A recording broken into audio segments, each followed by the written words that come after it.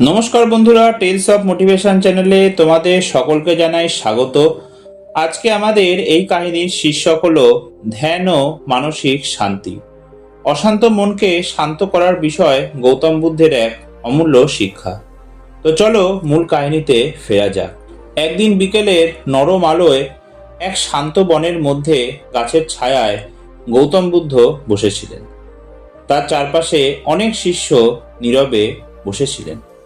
কারো চোখ বন্ধ, কেউ গভীরভাবে তার দিকে তাকিয়ে, আবার কেউ নিজের মনের অস্থিরতার সঙ্গে লড়াই করছিল।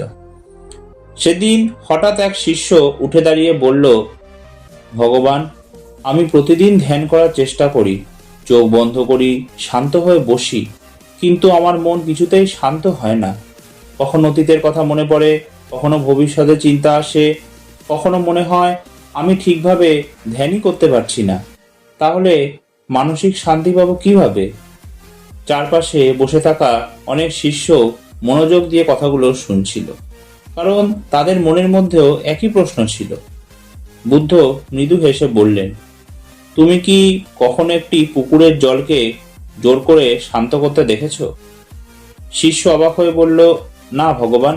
বুদ্ধ বললেন, তাহলে আজ আমার সঙ্গে চলো। সবাইকে সঙ্গে নিয়ে তিনি একটি ছোট পুকুরের কাছে গেলেন। পুকুরের জল ছিল একেবারে পরিষ্কার, কিন্তু বুদ্ধ তাতে একটি কাঠি দিয়ে নাড়তে শুরু করলেন। কিছুক্ষণের মধ্যেই জলের নিচের মাটি উপরে উঠে এলো আর পরিষ্কার জল ঘোলা হয়ে গেল। বুদ্ধ জিজ্ঞেস করলেন, এখন কি তুমি এই জলের নিচে কি আছে দেখতে পাচ্ছ? শিষ্য বলল, না ভগবান, জল তো পুরো ঘোলা হয়ে গেছে। বুদ্ধ কাঠিটি সরিয়ে রেখে বললেন, তাহলে জলটাকে আবার পরিষ্কার করার জন্য তুমি কি করবে? শিষ্য কিছুক্ষণ ভেবে বলল, হয়তো আবার কাঠি দিয়ে নাড়তে হবে, যাতে ময়লা এক জায়গায় জমে যায়। বুদ্ধ মৃদু হেসে বললেন, না, কিছুই করতে হবে না, শুধু অপেক্ষা করতে হবে। সবাই নীরবে পুকুরের দিকে তাকিয়ে রইল। কিছুক্ষণ পর ধীরে ধীরে মাটি নিচে বসে গেল, জল আবার স্বচ্ছ হয়ে উঠল।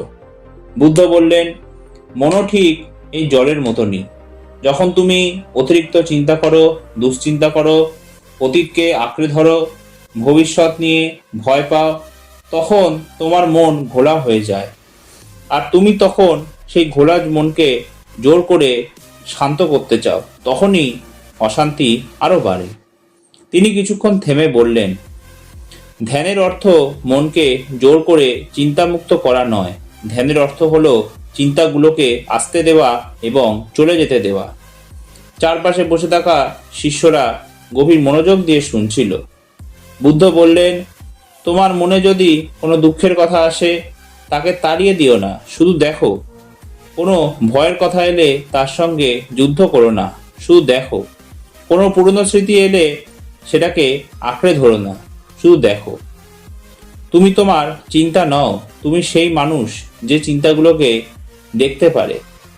এক শিষ্য প্রশ্ন করল, ভগবান, কিন্তু চিন্তা যখন বারবার ফিরে আসে? বুদ্ধ বললেন, তাহলে বারবার নিজের শ্বাসের কাছে ফিরে এসো। তিনি সবাইকে চোখ বন্ধ করতে বললেন। ধীরে শ্বাস নাও, অনুভব করো বাতাস কিভাবে তোমার শরীরে প্রবেশ করছে, তারপর ধীরে শ্বাস ছাড়ো। কিছু পরিবর্তন করার চেষ্টা করো না, শুধু শ্বাসকে অনুভব করো। সবাই চোখ বন্ধ করলো। চারপাশে নেমে এলো গভীর নীরবতা। কেউ পাখির ডাক শুনতে পেল, কেউ পাতার মৃদু শব্দ, কেউ ধীরে ধীরে তাদের মন বাইরের শব্দ থেকে সরে এসে নিজের শ্বাসের দিকে ফিরে যেতে লাগলো। কিছুক্ষণ পর বুদ্ধ বললেন, এই মুহূর্তটি তোমার জীবন। তুমি যখন অতীত নিয়ে ভাবো, তখন এমন একটা সময় নিয়ে ব্যস্ত থাকো যা আর ফিরে আসবে না। আর যখন ভবিষ্যৎ নিয়ে অতিরিক্ত চিন্তা করো, তখন এমন একটি সময় নিয়ে ব্যস্ত থাকো যা এখনো আসেইনি। কিন্তু তোমার কাছে যে মুহূর্তটি সত্যি আছে, সেটা হলো এই মুহূর্ত, অর্থাৎ বর্তমান মুহূর্ত। একজন শিষ্য ধীরে ধীরে চোখ খুলল। বুদ্ধ বললেন, মানুষ সুখ খুঁজতে অনেক দূরে চলে যায়, সম্পদে, সম্মানে, প্রশংসায়, সম্পর্কের মধ্যে, ভবিষ্যতের সাফল্যে, কিন্তু নিজের মনের দরজায় কখনো কড়া নাড়ে না।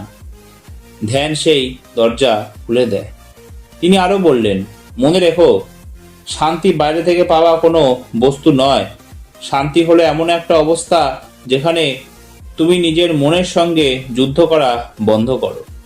এক শিষ্য বললেন, ভগবান, তাহলে কি জীবনে কোনো সমস্যা থাকবে না?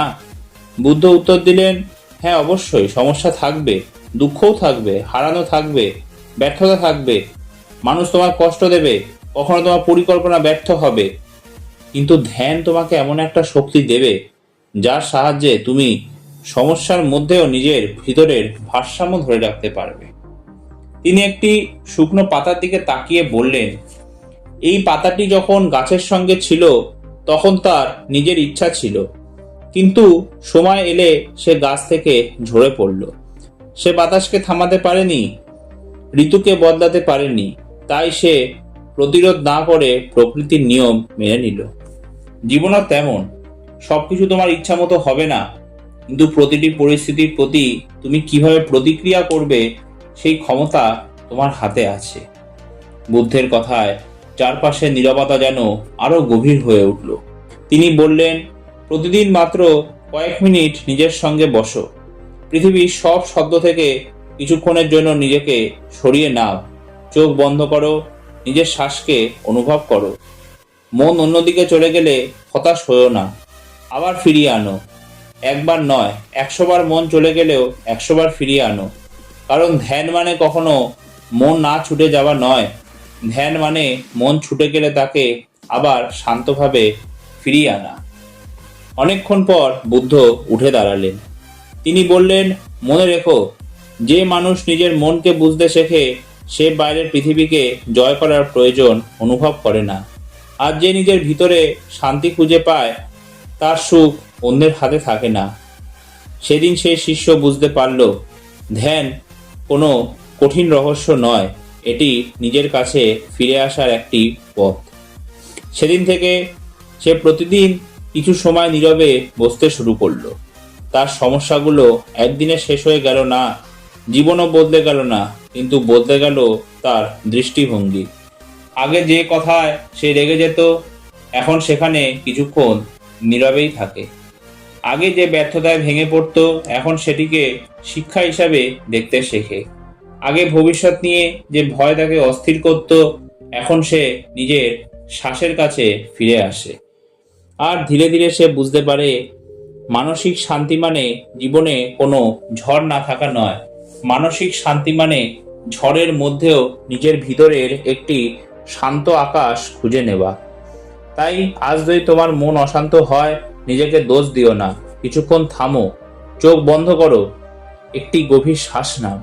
নিজের চিন্তাগুলোকে আটকানোর চেষ্টা করো না, তাদের আসতে দাও, যেতে দাও। কারণ পুকুরের জল যেমন আড়াচড়া বন্ধ হলে নিজে থেকে পরিষ্কার হয়ে যায়, তেমনি মনকে কখনো কখনো শুধু একটু নীরবতা, একটু ধৈর্য এবং একটু সময় দিতে হয়। ধ্যান করো নিজেকে পাল্টানোর জন্য নয়, নিজেকে বোঝার জন্য। নীরব হও পৃথিবী থেকে পালানোর জন্য নয়, নিজের ভিতরের কণ্ঠস্বর শোনার জন্য। আর মনে রেখো, যে মন নিজের সঙ্গে শান্তিতে থাকতে শেখে, পৃথিবীর কোনো ঝড় তাকে সহজে ভেঙে দিতে পারে না। এই কাহিনীটা এতটাই। ভালো লাগলে প্লিজ ভিডিওটা লাইক, শেয়ার, চ্যানেলটা সাবস্ক্রাইব করে দিও। আর ভিডিওটা কেমন লাগলো কমেন্ট করে জানাতে ভুলো না। আবার তোমাদের সামনে আমি উপস্থিত হব। ধন্যবাদ।